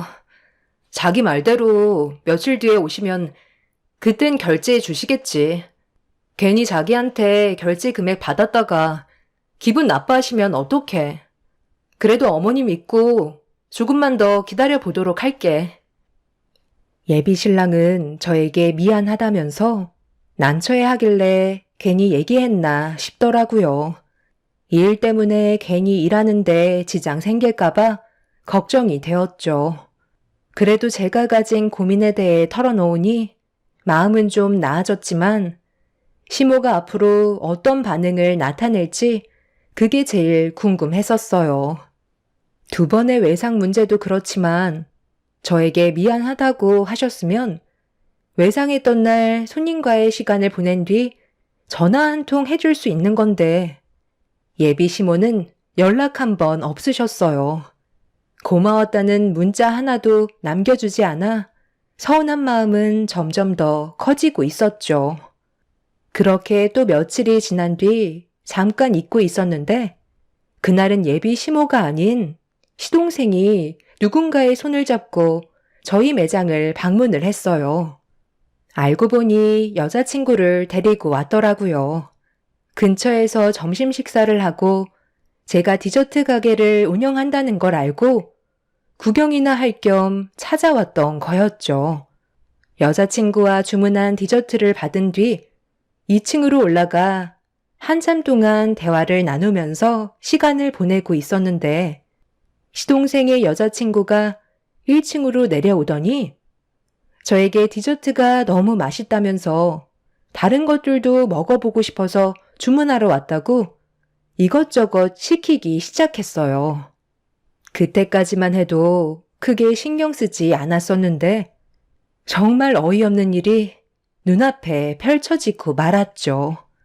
한참의 시간이 지난 뒤 예비 시동생이 1층으로 내려와서는 화장실 위치를 물어보길래 상가 밖에 있다며 설명을 해준 뒤 한 10분 정도가 지났을 때 시동생의 여자친구도 화장실의 위치를 물어봐서 알려줬었어요. 그런데 30분이 지나도 보이지 않더라고요. 2층으로 올라가 보니 디저트 그릇은 싹 다 비워놓고 짐도 이미 챙겨서 나간 상태였죠. 기다리면 오겠지 했는데 그날 매장 마감 시간까지 예비 시동생은 나타나지 않았습니다. 정말 웃음밖엔 안 나왔어요.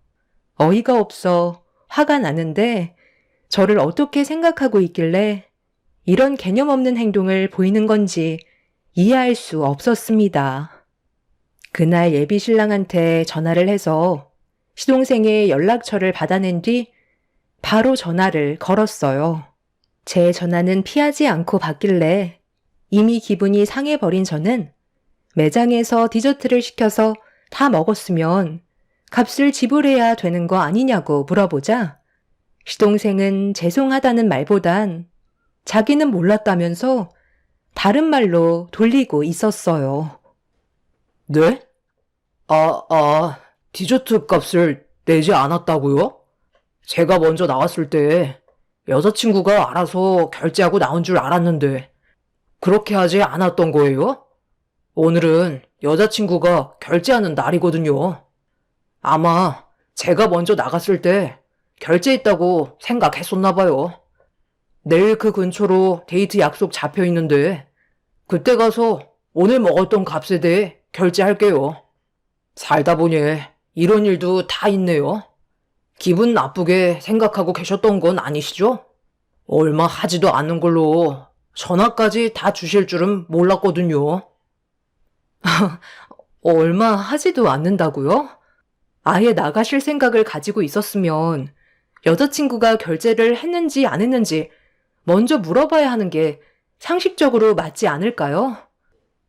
여기서 상식을 따지기에는 좀 억지스러운 것 같은데요? 이 정도 실수는 누구나 할 수 있는 거죠. 얼만데요? 내일 드리면 되잖아요. 이제 가족이 될 텐데 몇만 원 나온 거 가지고 엄청 짜게 구시네.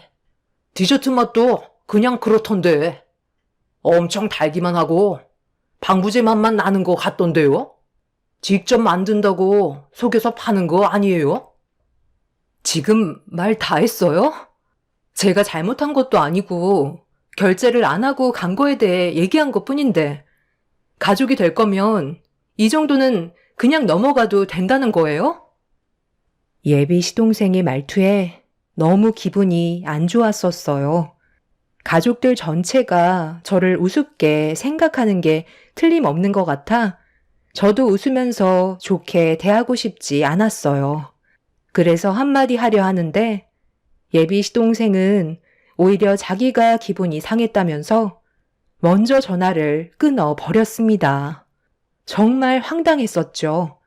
화가 잔뜩 올라온 상태에서 다음날 시동생이 매장으로 오면 한마디 해야 될 것 같아 벼르고 있었는데 약속은 지키지도 않고 다음날 매장에 오지 않았어요.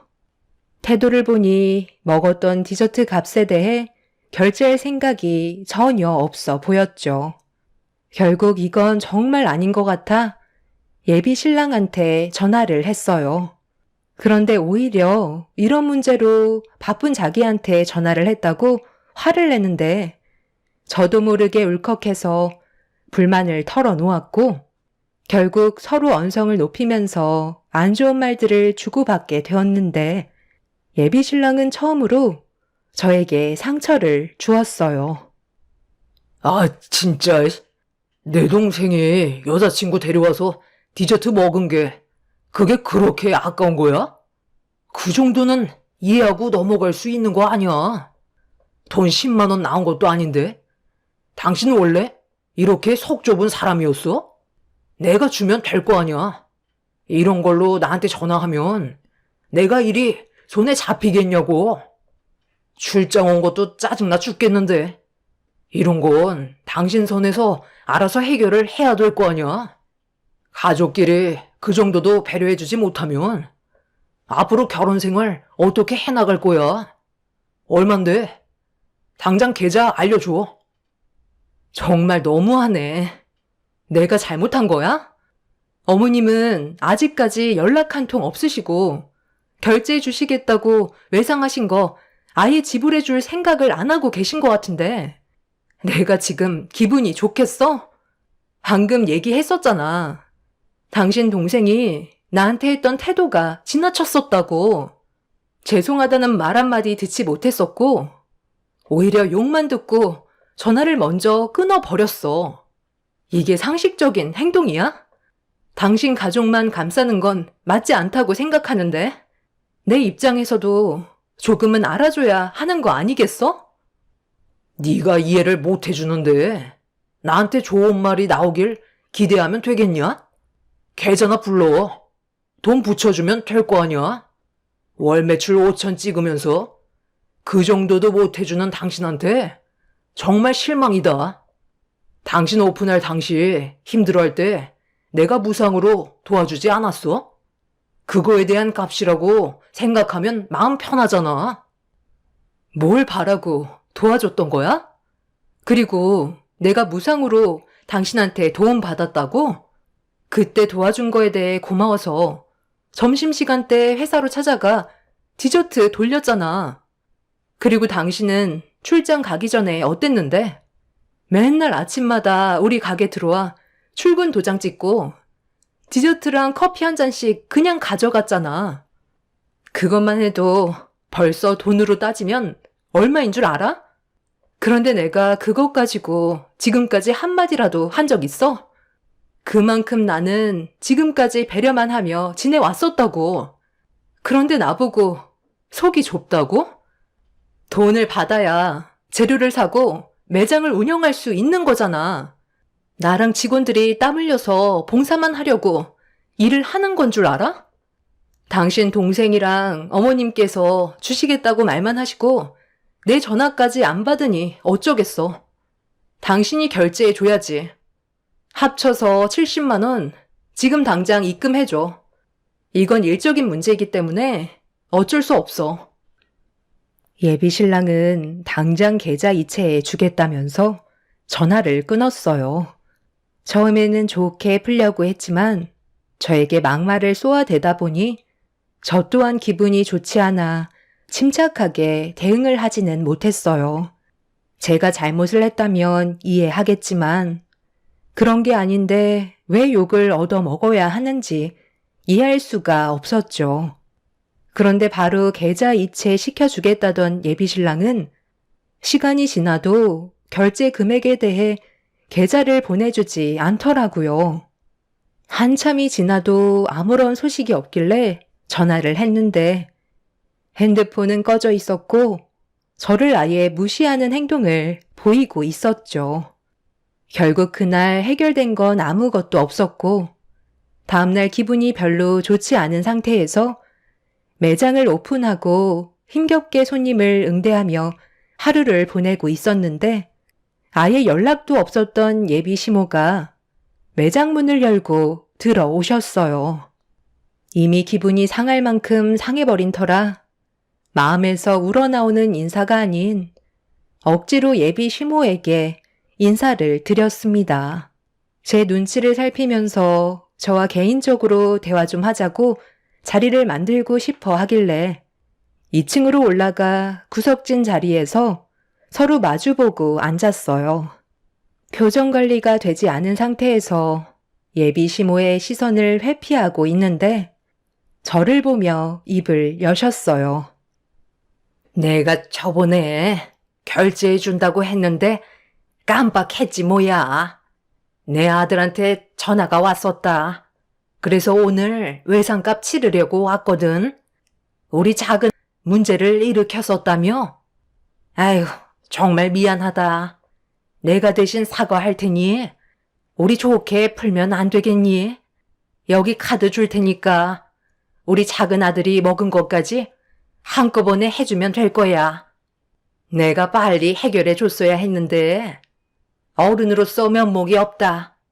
기분 상했다면 풀고 다시 예전처럼 웃고 지낼 수 있었으면 하는데 그렇게 해줄 수 있지? 어머니, 저희는 가게 운영을 해야 되기 때문에 자금이 돌지 못하면 여러 가지로 문제점들이 많이 생겨요. 당연히 알아서 주시겠죠. 제가 그런 것 하나 못 믿겠어요. 그런데 제 입장도 생각을 해 주셔야죠. 앞으로 이런 일 없었으면 좋겠어요. 여러 가지로 상처를 많이 받았지만 어머니께서 진심으로 사과하셔서 좋게 넘어가도록 할게요. 결제하고 다시 올라올 테니까 여기 잠깐만 계세요. 커피 한 잔 하실 거죠? 2번 다시 이런 일은 일어나지 않길 바랄게요.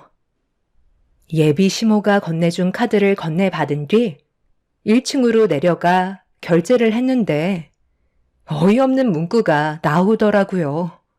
카드가 정지되었다는 내용이었고 재차 몇 번 해봤지만 예비 시모가 준 카드는 거래가 정지된 카드였습니다.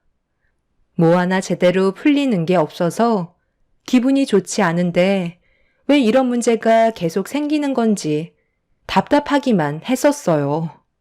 다시 2층으로 올라가 예비 시모한테 거래가 정지된 카드라고 하자 몰랐다는 듯 당황한 표정으로 다시 집에 다녀와야 할 것 같다면서 다른 카드와 착각한 것 같다며 기다려달라고 하길래 한숨을 쉬며 예비 시모를 다시 기다렸습니다. 그렇게 한참 동안 시간이 지난 후 예비 시동생이 나타났어요. 그런데 여기에서 엄청난 일이 터지고 말았습니다. 등치가 산만한 남자들이 옆에 여자 하나씩 끼고 들어왔는데 1층이랑 2층을 전부 한 자리씩 차지하고 앉았어요.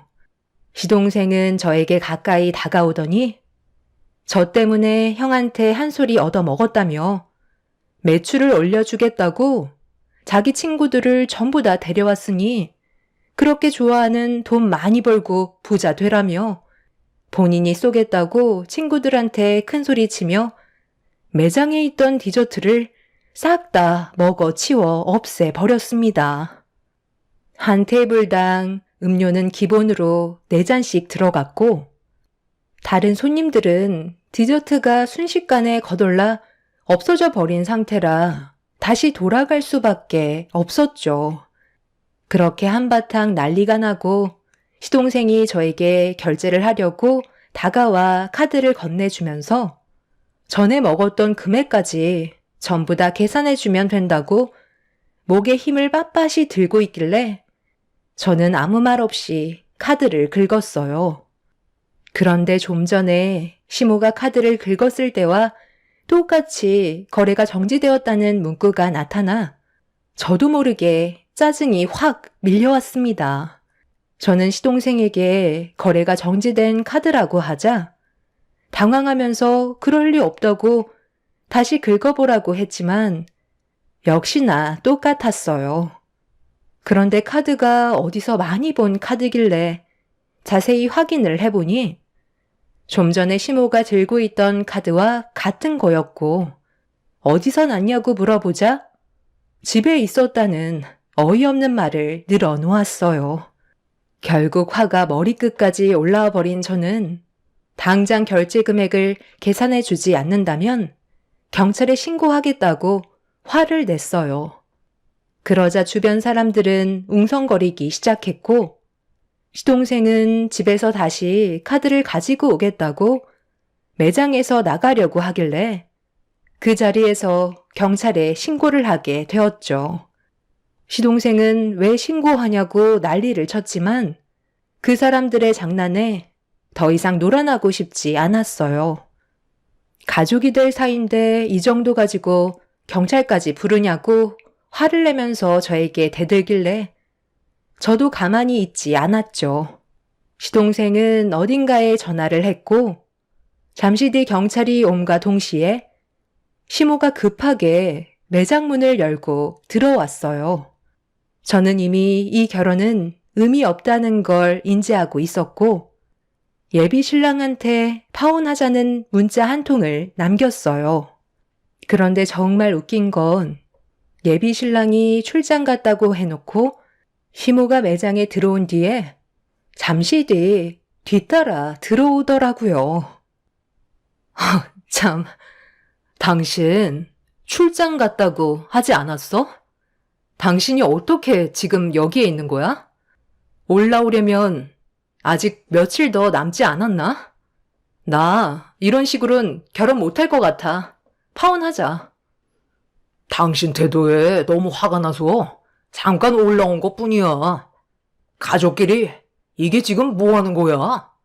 나는 그냥 당신과 대화 좀 하려고 온 것뿐인데 경찰까지 부른 거야?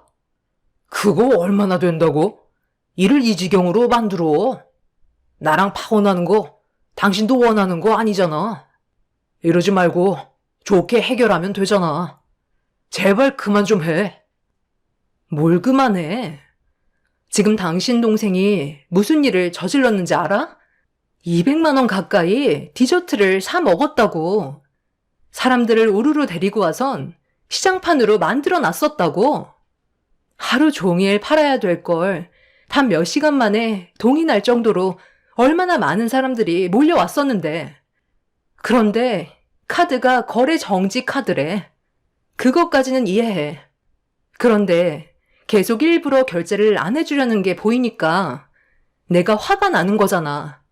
가족이면 남의 매장에 들어와서 전부 다 거덜내고 돈을 안 내도 된다는 거야?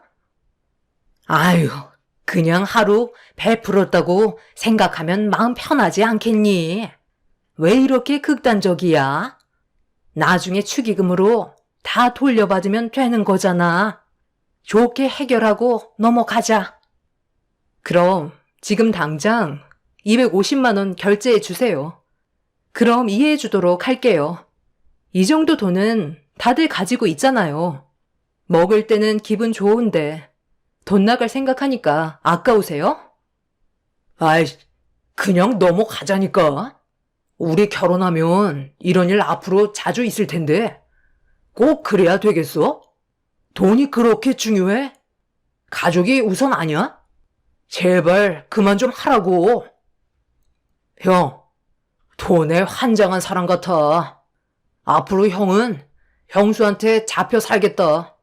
나는 절대 그렇게는 못 살아. 이 결혼 꼭 해야 돼? 그냥 결제해주고 끝내버려.